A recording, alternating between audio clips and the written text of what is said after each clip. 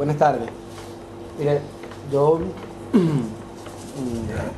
estoy aquí como vocero, representante de la oposición Izquierda en Lucha de Venezuela. Eso es un espacio político que nuclea a un partido muy importante, que es el Partido Socialismo y Libertad, un partido que tiene una significativa inserción en el movimiento obrero comparado con las otras naciones venezolanas.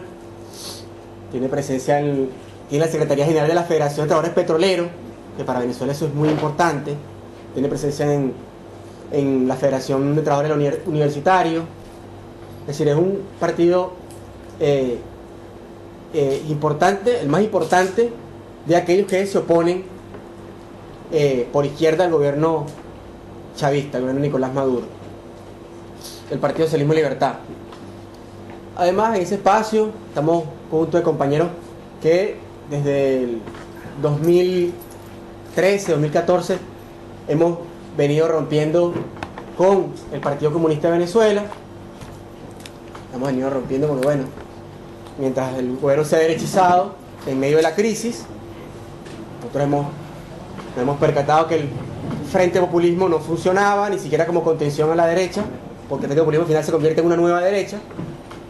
Y hay otros compañeros de dirigentes sindicales, de salud y de educación, cercanos, hay compañeros de direcciones de electricidad. Es decir, hay una aglomeración de factores ahí que desde enero constituimos este espacio unitario, que es la oposición Izquierda en Lucha. Y lo empiezo planteando esto porque es que pareciera que en Venezuela hay una sola oposición. Claro que es la mayoritaria, discutiblemente. La mayoritaria es la que tiene mayor centimetraje mediático, es la que tiene mayor inserción en los sectores medios y en algunos sectores del pueblo, que es la oposición conservadora, pro-yanqui, de derecha, pero también hay sectores que se oponen al chavismo, planteando la defensa de los intereses de la clase trabajadora y planteando como alternativa el socialismo, no ese falso y retórico socialismo que ha planteado el chavismo. Y ahí, en ese espectro, está la oposición de Izquierda en Lucha, que aglutina a la mayoría de ese espacio. Entre ellos el Partido Socialismo y Libertad, que se opone al gobierno desde el año 2006. Imagínense, no es algo nuevo. No es algo nuevo, ¿no? Más allá es muy silenciado, muy escondido, porque al gobierno lo que le interesa es estigmatizar a todo aquel que se le opone. Todo aquel que se le opone es un fascista, un terrorista y un proimperialista. Y es falso. Eso para primero plantear de dónde venimos. Segundo, plantear que de esto de Venezuela hay que hacer un análisis de clase. No nos podemos parar sobre lo partidista, pues si nos paramos en lo partidista lo que hacemos es diferenciar entre la oposición conservadora y el gobierno.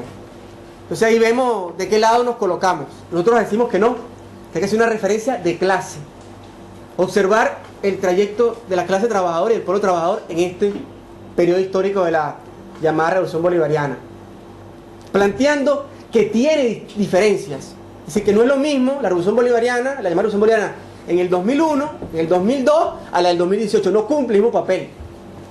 Eso no quiere decir que antes era revolucionaria cuando estaba Chávez vivo y ahora no, sino que no cumple el mismo papel histórico, porque no era igual la misma, no era idéntica la correlación de fuerza, no era idéntica el movimiento de masas. Y por eso no es lo mismo el golpe de Estado del 2002 que la injerencia yanqui ahorita. No es igual. Eso es importante, pensarlo allí. Periodizar el proceso y periodizarlo a partir de una referencia de clase. Si no, nos quedamos en si tenemos afinidad partidista con el chavismo o afinidad, o somos de derecha y entonces creemos en la defensa de los derechos democráticos. Nosotros tenemos que tener esa referencia de clase importante. Y lo dice una persona que, a pesar de la referencia de clase, claudicó muchas veces al Frente Populismo, porque el miedo era si volvía a la derecha, y al final la derecha la teníamos ya en Miraflores, que es el Palacio Presidencial venezolano. Solo que la correlación de fuerzas no le permitía aplicar medidas más reaccionarias. Y el contexto mundial económico no le obligaba a eso, ¿no? Entonces, haciendo esas precisiones metodológicas, podríamos decirlo, estructurales, veamos que la Revolución Bolivariana tiene por lo menos, podríamos decir, 3 etapas, ¿no? Una primera, del 2001 al 2004, que es la disputa, cómo se canaliza, cómo se contiene la crisis y la resistencia antineoliberal. Es decir, diríamos en términos argentinos, ¿cómo se responde al 2001 argentino? En Venezuela es, ¿cómo se responde a los 90? Es desde el 2001 o desde el 99 hasta el 2004. Es decir, cómo el Estado recupera sus capacidades para construir consenso, para reproducir el capitalismo, pero de manera consensual. Entonces, primero el chavismo avanza en lo que se llamó la Asamblea Constituyente ya del 99 y hace un reacomodo institucional. Legitima nuevas autoridades, es decir, maquilla lo institucionalmente el Estado, y eso no es fructífero. Sigue unos niveles de lucha y de movilización que no permite simplemente un reacomodo institucional. Eso es del 99 hasta el 2001. O sea, en el 2001, en ese marco, al chavismo no le queda otra cosa que aplicar medidas parcialmente progresivas, como el aumento de las regalías al capital transnacional petrolero, o como la ley de tierras para hacer una reforma agraria. Eso fue en el 2001. Y eso genera una reacción de los sectores más conservadores y reaccionarios, de las clases, de las fracciones tradicionales de la clase dominante. Eso es 2001, 2004. Ahí tenemos el paro patronal de 2001, el golpe de Estado de 2002, el paro petrolero de 2002-2003, los cortes de calle de 2004 en los sectores medios. Y esa reacción provoca también una movilización importante de los trabajadores y de las clases populares venezolanas. Por ejemplo, que no se dice mucho, el paro petrolero lo derrota la clase obrera venezolana con los comités de guía petroleros, donde por cierto tuvo una participación muy importante el camarada compañero José Bodas, secretario ejecutivo de la Federación de Trabajadores Petroleros, militante del Partido Socialismo y Libertad. Con apoyo a los militares se derrota el paro petrolero en el 2003.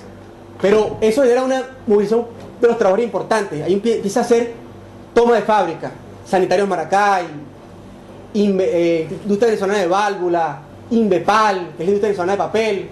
Es una agitación muy importante, que llega incluso al 2007 con la movilización de los trabajadores de Sidor, que es la siderúrgica. Hay una movilización importante.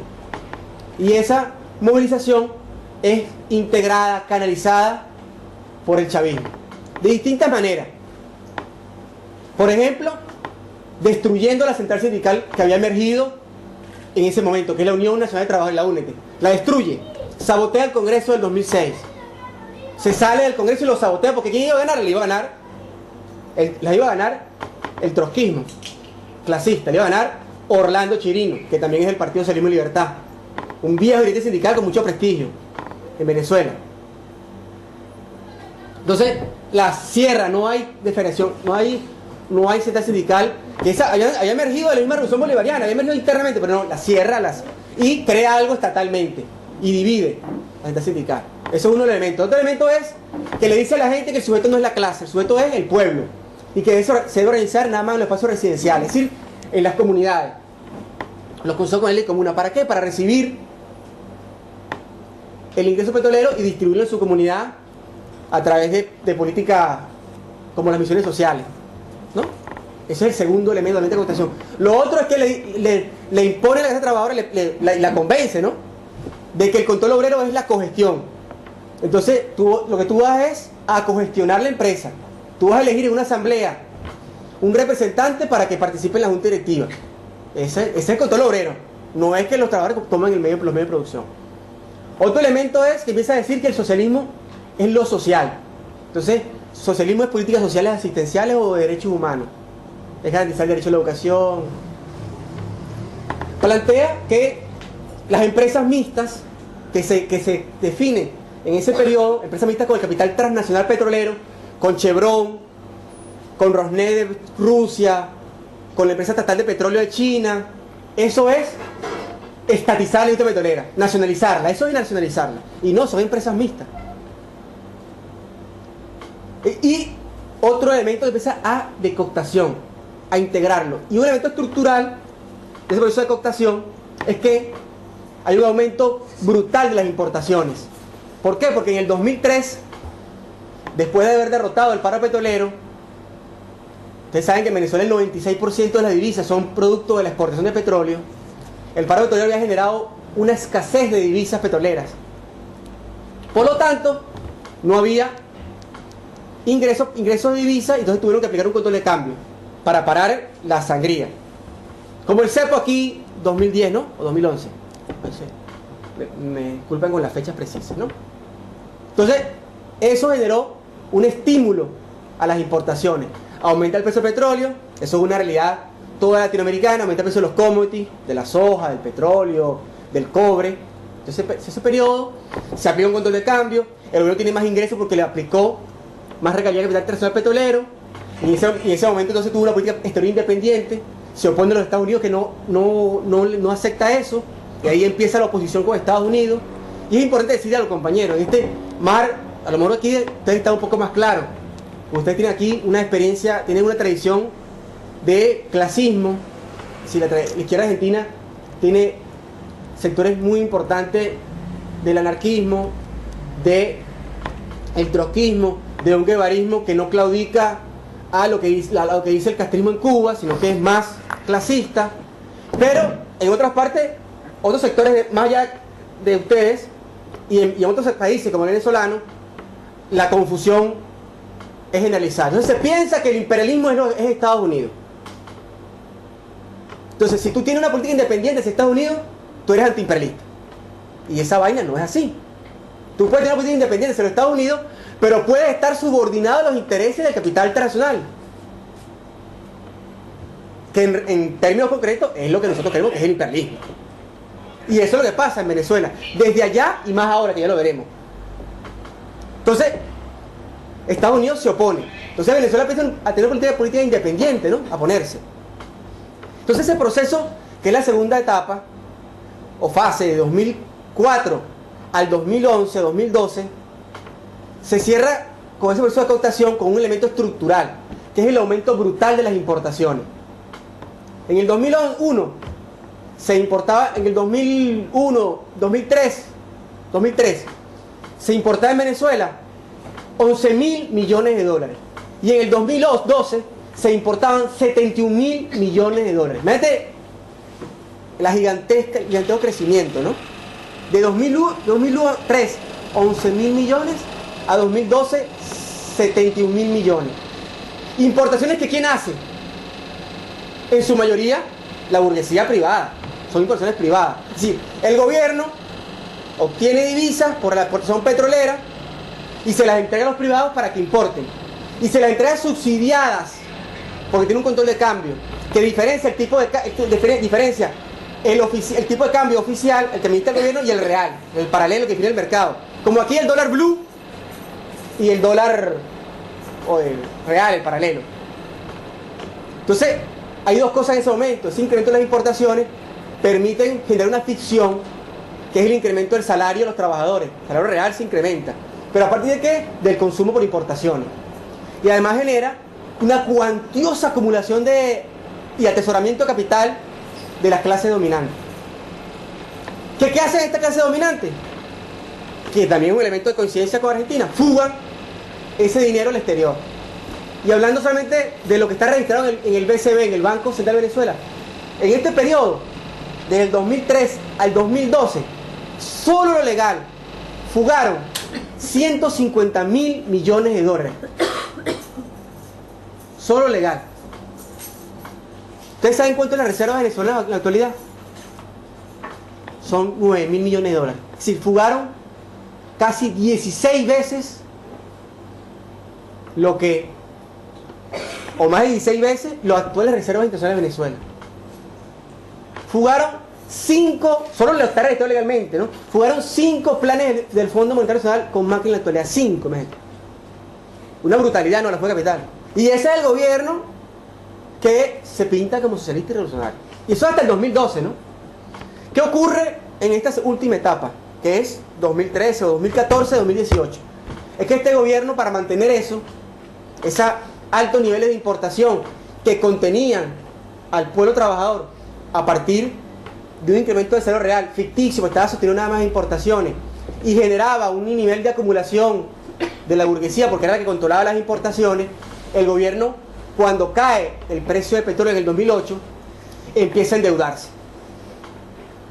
Claro, ya no tiene el precio del petróleo alto, que va subiendo, entonces necesita tener otros dólares para poder financiar esa vaina. ¿Y qué hace? Se empieza a endeudar. Por ejemplo, en el 2008, la deuda de PDVSA eran 35.000 millones de dólares. Y en el 2012, antes que se muriera Chávez, porque el tema no es solo Maduro, tenemos un proceso completo. En el 2012 la deuda eran 250.000 millones de dólares, imagínate. Imagínense. Nada más de PDVSA. Sin contar las deudas que se asumió Chávez con los chinos. En el fondo chino-venezolano y en el fondo de gran volumen y largo plazo. Que en los dos lados implican más de 60.000 millones de dólares. Ese es el legado económico de Chávez. Y el legado político es la cooptación y la integración de las clases populares. Y de los núcleos organizados de esa clase popular.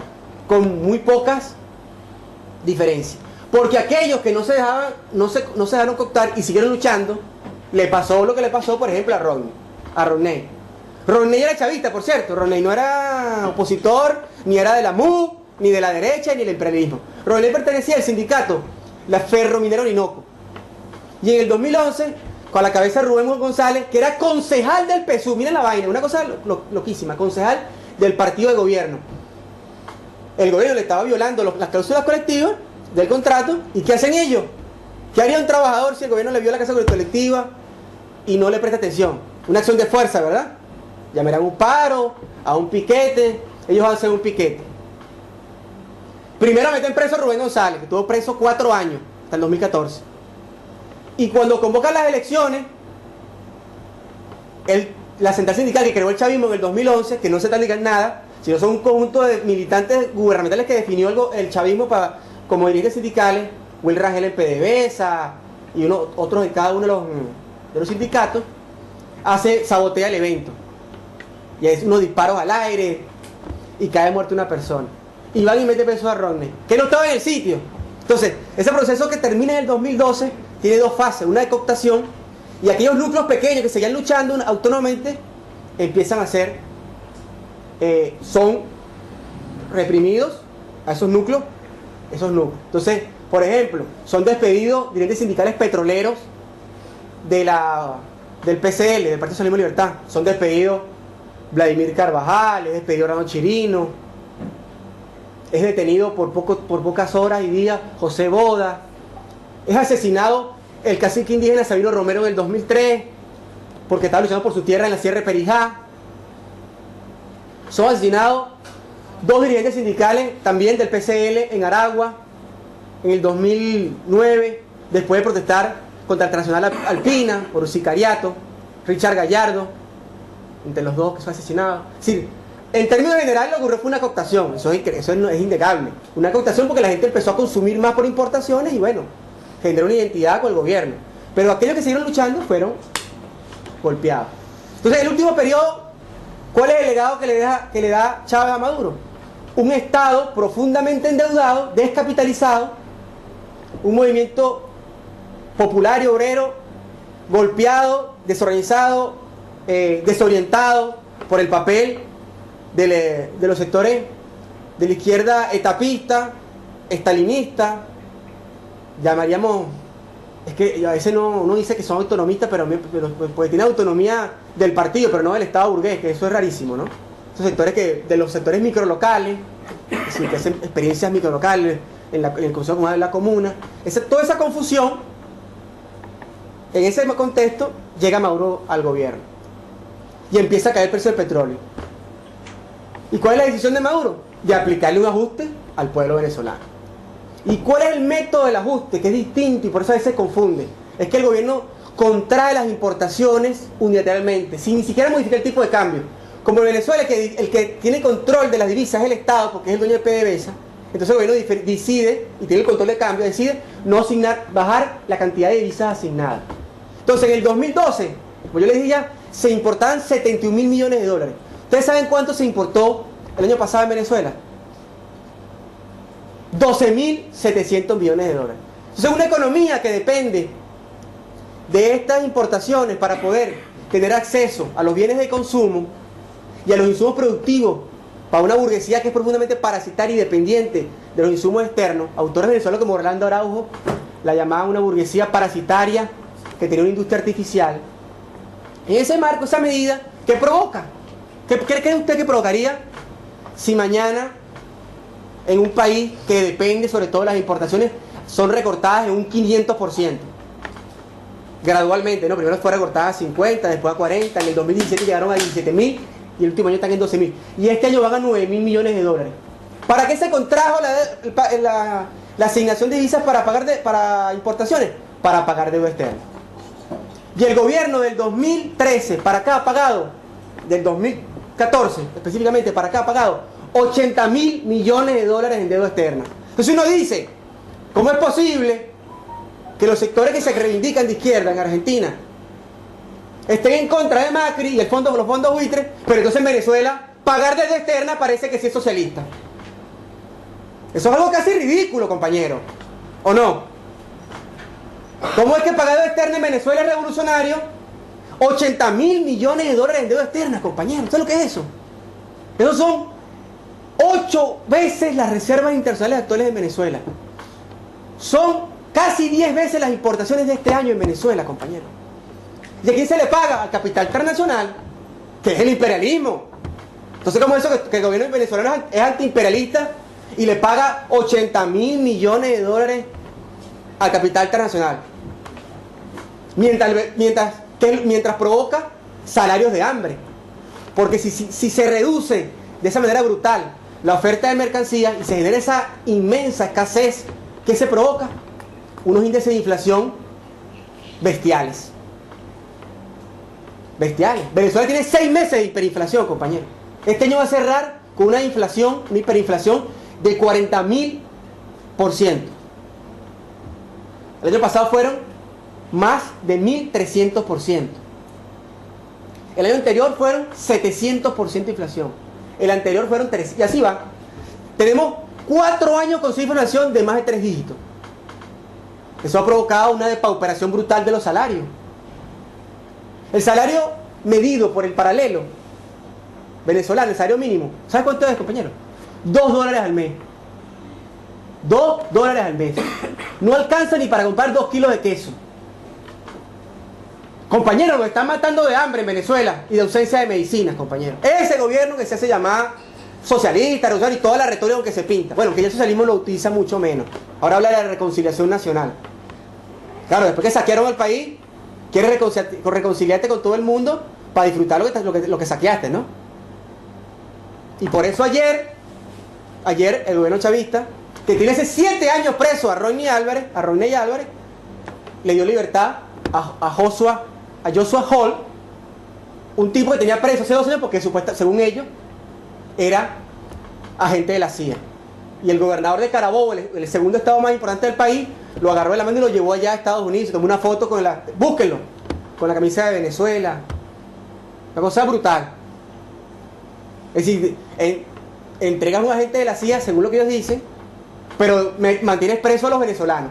Aquellos que se movilizaron el año pasado, jóvenes, y a los que se habían movilizado hace mucho más tiempo, como Rodney.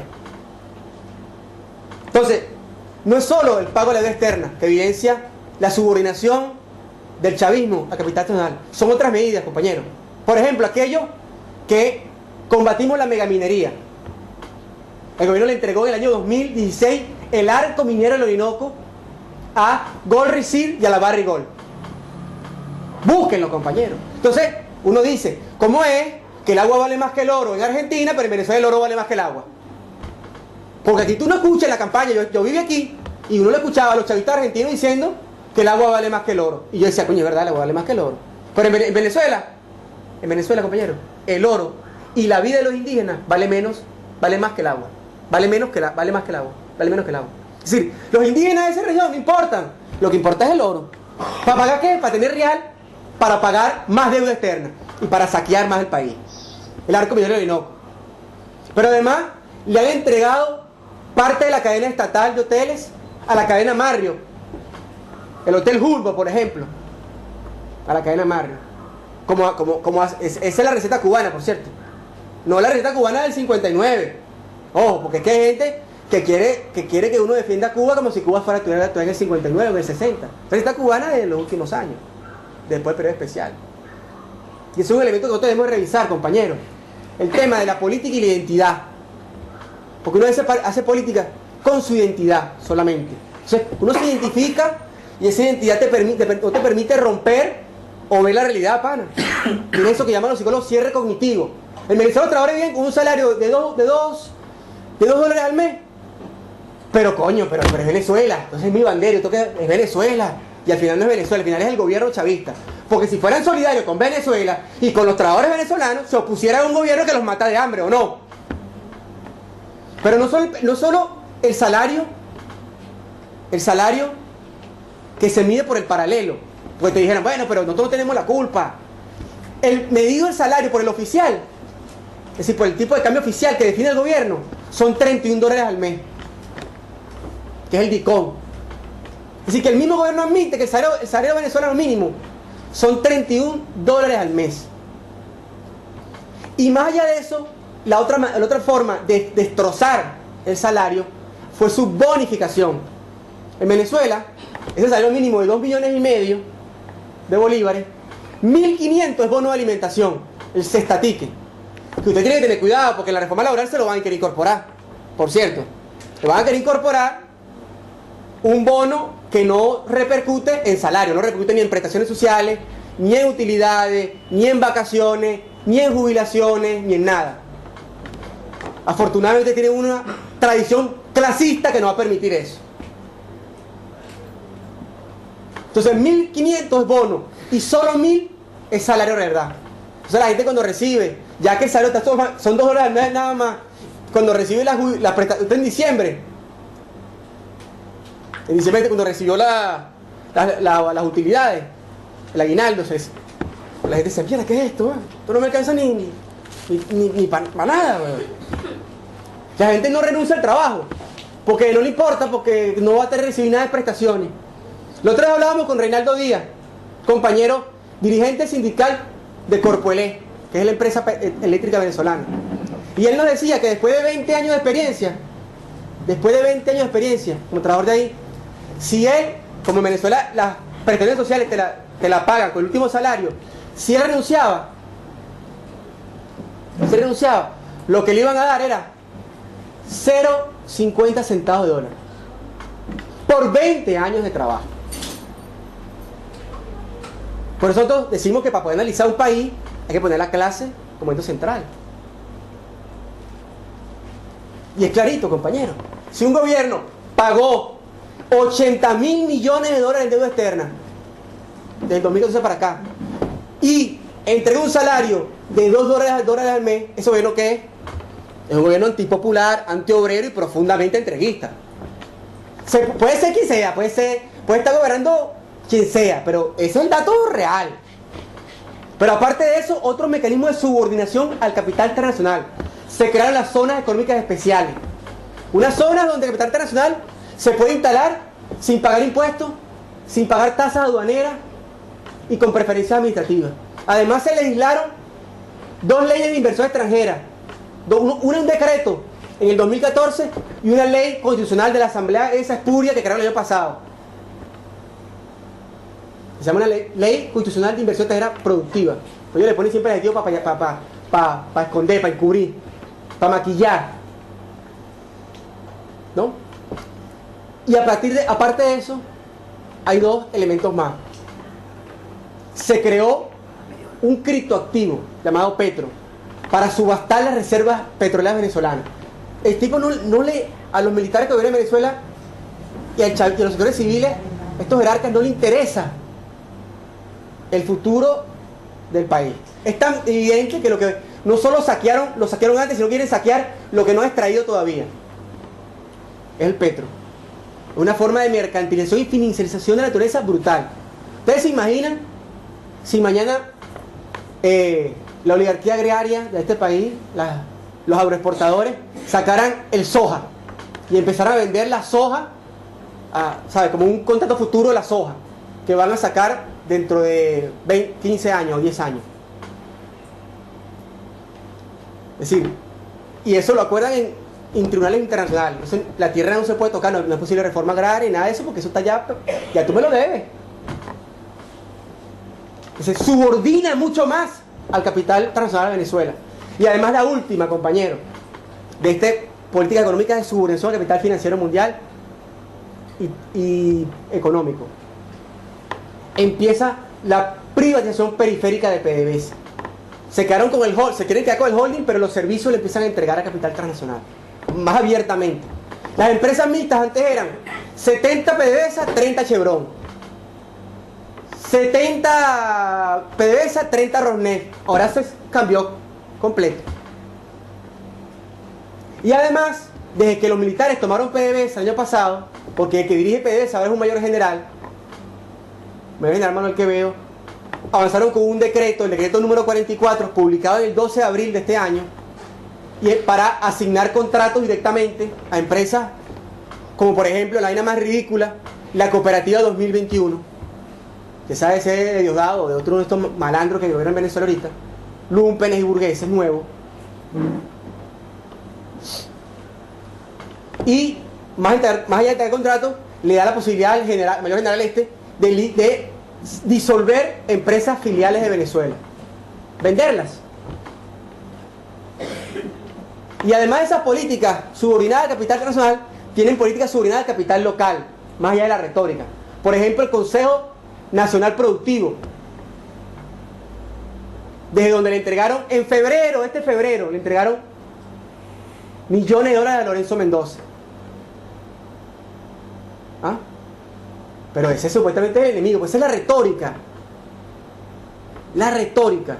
Y eso es una característica fundamental del nacionalpopulismo. La retórica.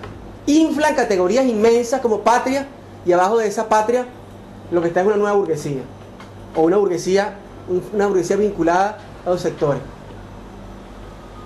Inflan, mezclan. Uno ve una bandera.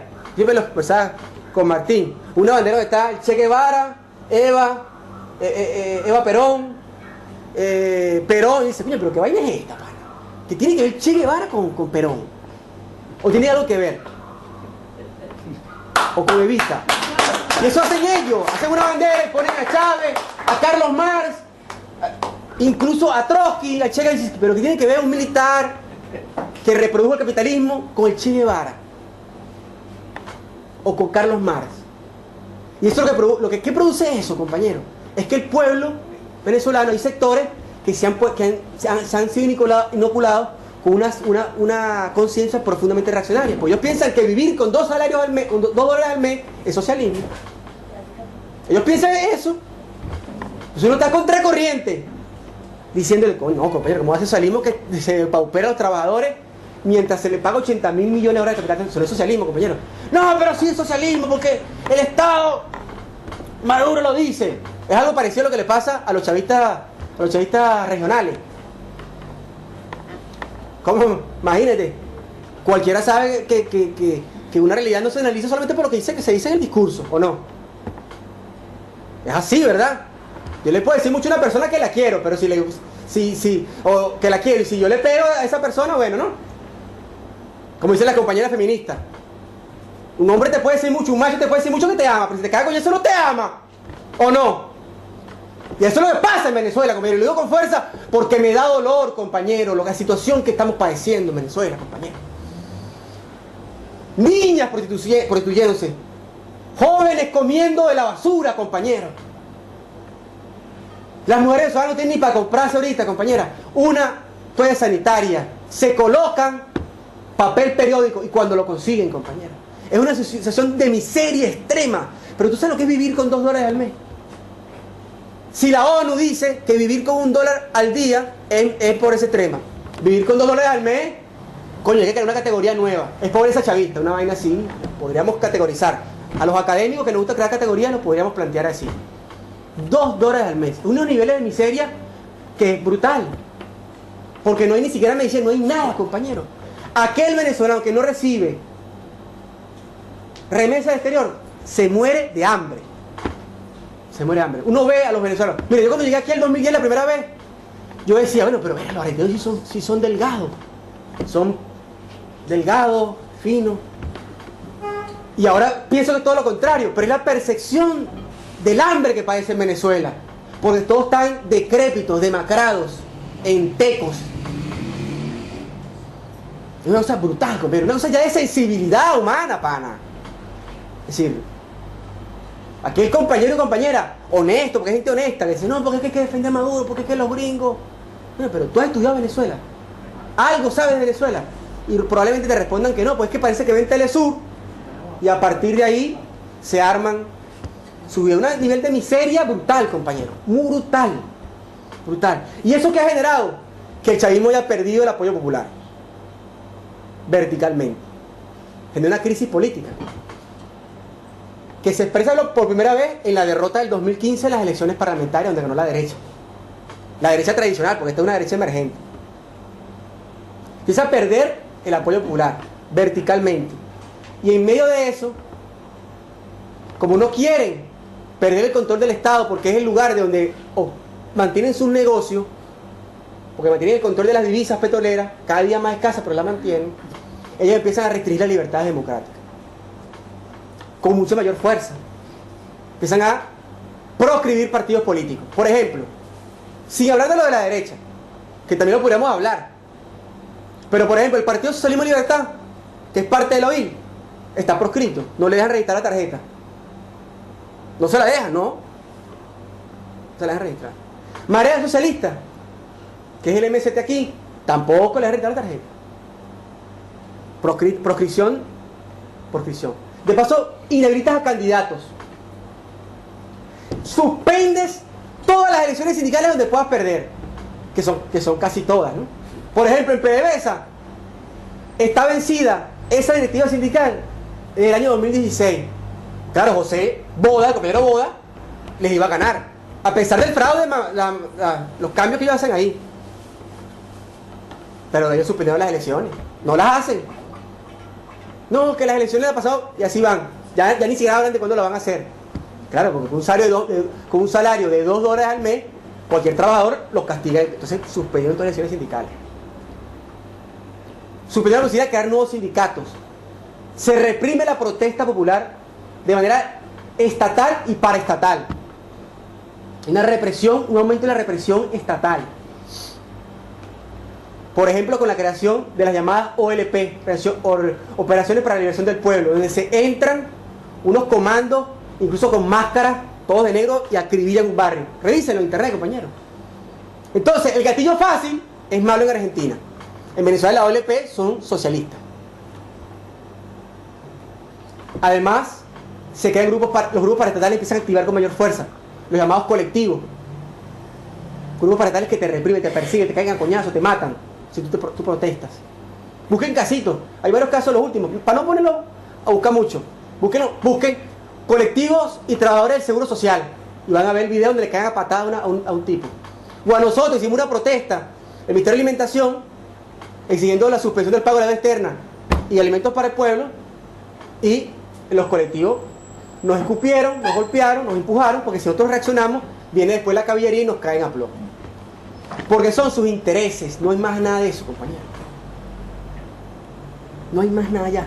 Son sus intereses, sus negocios. Entonces esa restricción de las libertades democráticas que tiene parangón en la Asamblea Constituyente el año pasado, donde se cerró de facto el Parlamento, ha generado que la población sepa que la salida no es electoral. Y por eso nadie votó el domingo pasado. Ustedes habrán visto, porque ustedes todos deben tener algún amigo o conocido de la izquierda, hay que llamarlo de izquierda, porque a veces me parece increíble que una persona que defiende un gobierno que depaupera condiciones de vida de esa manera brutal. Pero bueno, que defiende el chavismo. Entonces dice, bueno, ¿sabes que en Chile votaron el 25% por Piñera? Y mira, es una ridiculez, porque es un análisis estructural. En Venezuela votaron la última elección, según los resultados de ellos, que yo no los creo, porque yo estuve en las calles de Caracas el domingo pasado y era una soledad total. No pudieron haber votado 9 millones de personas en Venezuela, porque era una cosa, la gente no salió, y según lo que ellos mismos te decían, no, es que votó nada más el 15%, que son 3 millones. Pero según, partiendo de esos resultados, que son, para mí son falsos, pero bueno, vamos a partir de esos resultados. Votó nada más el 46%.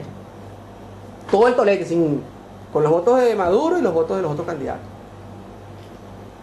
Las elecciones presidenciales pasadas había votado el 79%. De la contracción brutal, la gente no. Y las anteriores había votado el 80%. La gente sabe que la salida no es electoral. Sabe, la gente lo sabe. Sabe que no hay condiciones ahorita para que sea electoral. Entonces por eso nosotros decimos que el problema no es o intervención yanqui o continuidad de Maduro. No puede ser o te mueres o te mueres. Pues, puede ser la vaina no puede ser así, ¿verdad? ¿Sabes? Está bien, coño. La vaina es jodida, es difícil, pero tampoco puede ser, o estás jodido o estamos jodidos. No puede ser tan determinante. Tiene que haber una salida de nuestra clase. Eso nosotros creemos. Entonces, nosotros decimos que no la salida por ahí. La salida es o la continuidad y la transformación de este ajuste inflacionario a un ajuste macroeconómico que le permita equilibrar el déficit fiscal, permita reflotar el proceso de acumulación de capital, y ese ajuste macroeconómico lo puede aplicar un gobierno puesto por los Estados Unidos o un gobierno o este mismo chavismo con toda su retórica de la reconciliación nacional o la movilización popular. Y por eso no creemos en lo que dice la derecha. No, movilicémonos para mejores elecciones. No, a nosotros no nos interesa tener mejores condiciones electorales, eso no es lo fundamental. A nosotros lo que nos interesa es un salario igual a la canasta básica e indexado, suspensión del pago de la deuda externa, derogación de todos los acuerdos electivos con el capital nacional, Arco Minero y Orinoco, empresas mixtas en PDVSA, repatriación de los fugados por los malandros del gobierno y por los malandros de la burguesía tradicional que se hacen los locos.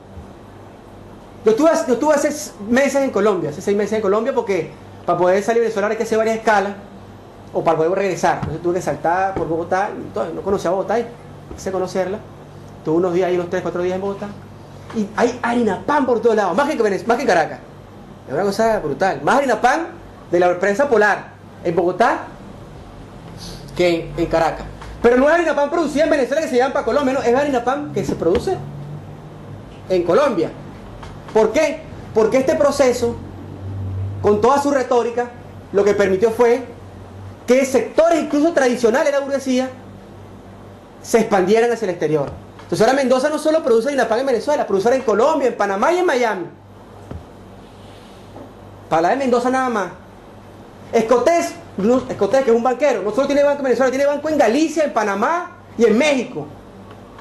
Entonces eso también, que se llevaron los dólares, también, incluso los tradicionales. No solo los chavistas, porque el peor no es solo el chavismo, el peor es el capitalismo. Y el chavismo como un administrador del capitalismo venezolano. Entonces, la salida es esa. Y yo creo que se puede. Estamos haciendo un esfuerzo importante. A pesar de que la derecha llama a sus dirigentes sindicales y le dice, no te movilices. Por ejemplo, antes de las elecciones había una nueva protesta de salud. Los trabajadores de salud están muy activos. Y los compañeros, nosotros desde el OI, los compañeros del PCL, que tienen un importante peso sindical, Chirino y el compañero Miguel Hernández, empezaron a llamar a la gente de salud para poder crear lo que hemos llamado la Coordinadora Nacional de Luchas. Sector petrolero, sector de salud que está en la OIL, sector universitario que está en la OIL, con los sectores que están luchando a pesar de que son que tienen influencia en la oposición conservadora. ¿Ustedes saben qué hizo la oposición conservadora? Le dijo que no, que pararan esa protesta y que mejor fueran a misa.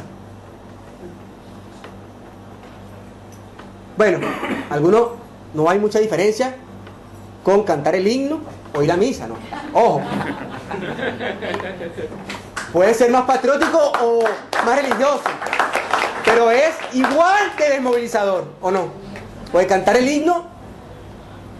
Yo no he visto todavía a un burgués que retroceda por escuchar el himno. Y menos a un nuevo burgués o un oligarca militar que retroceda por escuchar una misa o escuchar a la gente rezando. Eso nosotros no es fácil, es una coyuntura muy difícil, porque después está la desmovilización de nuestros militantes, muy golpeados, incluso materialmente, compañeros. O sea, Trabajo gana 2.500, 2 millones y medio de dólares mensuales, $2. ¿Cómo cotiza? ¿Cómo se mueve por una reunión? ¿Cómo no es contenido por el chantaje que si te movilizas te quito la bolsa, la caja del CLAC, que es la caja de alimentos que mandan de manera esporádica y discrecional para que la gente tenga ley contenida? No es fácil, pero nadie dijo que defender los intereses de las trabajadoras eran fáciles. Entonces esa es nuestra necesidad en la actualidad. Una movilización popular, un plan que exprese los intereses de nuestra clase. Y esa movilización, si se da, y que se tiene que dar, tiene que tener como objetivo sacar a Maduro. Venga quien venga. Porque es que empiezan algunos sectores, como por ejemplo, lo que es aquí el PTS, y lo que es aquí el PO, a decirnos que no, que si sale Maduro, viene la derecha tradicional. Y nosotros que decimos que no es lo mismo que salga Maduro por una acción militar de los Estados Unidos, no es lo mismo que salga Maduro por una componenda de élites que le garantice impunidad a los jerarcas chavistas, a que salga Maduro con la gente en la calle. No es lo mismo el resultado de la correlación de fuerza, compañeros. Nosotros ahorita no somos una acción de poder estatal. No lo somos, por supuesto que no lo somos, ¿no? Pero nosotros debemos fraguar para que la correlación de fuerza sea lo más progresivo posible y cree perspectivas en un futuro para mover los trabajadores. No podemos esperar que los burgueses resuelvan su problema para después nosotros intervenir. Ah, no, que ellos decidan, coño, ¿cómo se va Maduro? Coño, que ellos se reúnan en su vaina de la conciliación nacional, o que los gringos ya asustados por la contracción del precio, la contracción de la producción de petróleo y de la extracción de petróleo, digan, coño, no podemos mantener estos lumpenes en Venezuela, porque si sigues contrayendo la exportación de petróleo, ¿quién nos va a vender petróleo a nosotros? No, que lo resuelvan ellos y nosotros sigamos haciendo política moral, como si fuéramos religiosos, todos puritos, somos los más puros, limpios y pulcros, y decimos el programa hermoso, pero coño, no, sacar a Maduro no, porque eso nos acerca a la derecha, porque va a venir la derecha. No, hay que sacar a Maduro con la gente en la calle, para que el que venga sepa que si sigue aplicando el ajuste, cuando aplique el ajuste va a estar la gente en la calle. Ese es el tema, pana. Si no, es mejor quedar en nuestras casas, o como hacen algunos que hacen el Facebook, colocando ahí, Maduro eres una mierda, Maduro eres malo, pero no te vayas porque nos vas a dejar con la derecha. No te vayas todavía, espérate que yo me organice bien, tenga todos los sindicatos y controle la clase obrera, y en ese momento te vas. Coño, compañero, seamos serios, pana. Disculpe que me ponga así medio folclórico, pero coño, papá, si vas a hacer política, necesitas una política hacia los que gobiernan. Pero ese también parte de la estigmatización que ha generado el chavismo, que todo el que le diga que se vaya a ellos es proimperialista y profascista. Y no es así. No es así. Y por eso nosotros decimos varias cosas. Para cerrar, compañeros, porque ya deben estar aburridos de escucharme solo a mí. Miren, el año pasado hubo un conjunto de protestas influenciadas por la derecha, indiscutiblemente. Ahí cayeron muchos jóvenes detenidos y más de 150 muertos. Según hay 147 muertos, 150, de los cuales 3 fueron chavistas, uno de los que quemaron, que lo hizo núcleo reaccionario, profundamente reaccionarios de la posición conservadora, influenciados por ellos, y los otros son todos estudiantes reprimidos, asesinados por colectos colectivos o por las Fuerzas Armadas. Porque la Fuerza Armada en Venezuela cada día tiene más poder.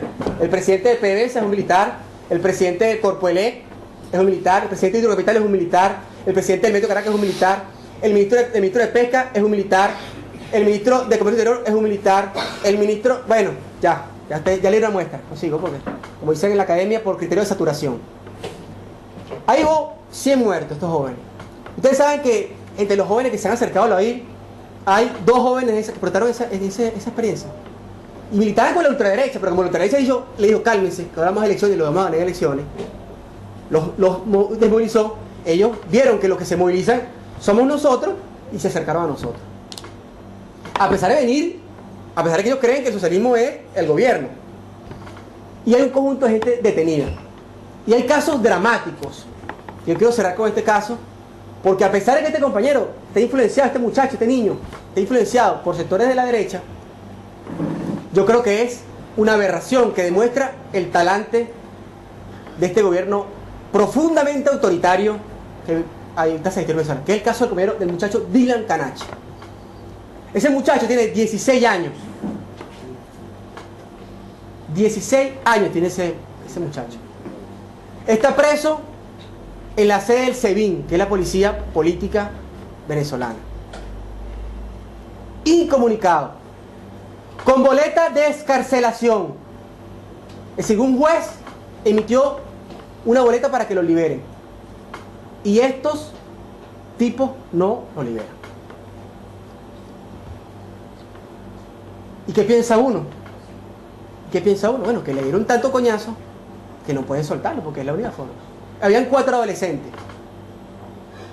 Y uno a veces piensa, porque uno, al haber roto con el chavismo hace menos tiempo, en mi caso hace ya casi 5 años, 4, por ahí, uno tiene afinidad con compañeros que todavía son chavistas aquí en Argentina y dice, coño, pero ¿cómo es posible que la baja y la imputabilidad sea mala en Argentina, pero un chamito de 16 años tiene que estar preso en una cárcel política de un régimen como el venezolano?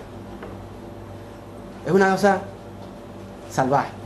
Por eso yo le agradezco a los compañeros del Frente Anticapitalismo por Socialismo por haber la invitación, por haber hecho el esfuerzo incluso económico para que no estuviera aquí y pudiera expresar una caracterización clasista sobre Venezuela. Muchas gracias, camaradas.